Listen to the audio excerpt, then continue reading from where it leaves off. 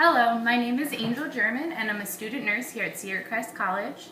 I'm here to present to you my evidence-based practice poster entitled Tap Water or Sterile Saline for Cleansing. My clinical question is, in adult patients in acute care settings, does use of tap water or sterile saline decrease infection? Traumatic wounds are the second most common reason for emergency room visits every year. It results in about 11 million visits. Out of these individuals, infection is the most common complication. The current standard of care for traumatic wounds is wound irrigation with sterile saline solution. Sterile saline is generally used because of many reasons. It does not interfere with the normal flora of the skin, does not cause tissue damage, and there are very few allergies to it. However, some argue this might not be the best solution to use. Some argue that sterile saline solution interferes with the body's capability of fighting off the microbes in wound beds. I picked 3 articles today to share with you to go over this information. I found these articles from the databases CIN, AHL, Medline, and the Cochrane collaboration. The keywords used were tap water, sterile saline, irrigation, and infection.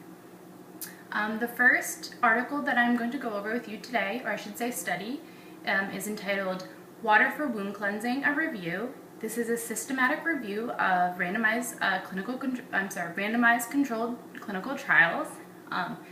This reviewed 11 trials total.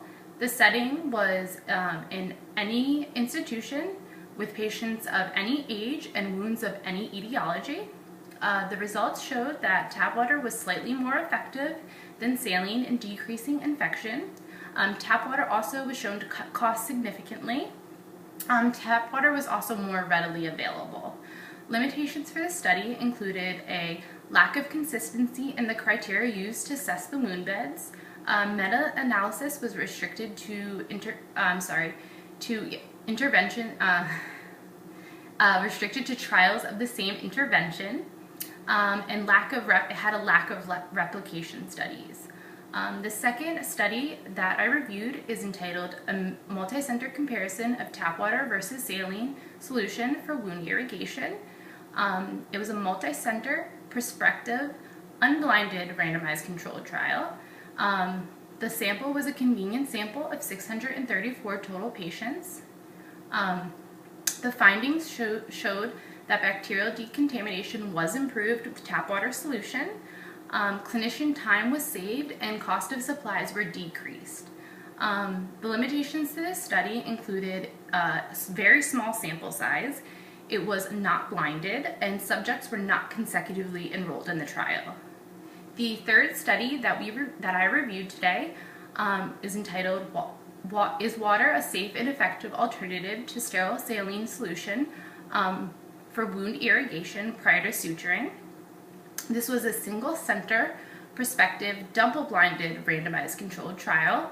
It was a convenient sample of 625 total patients.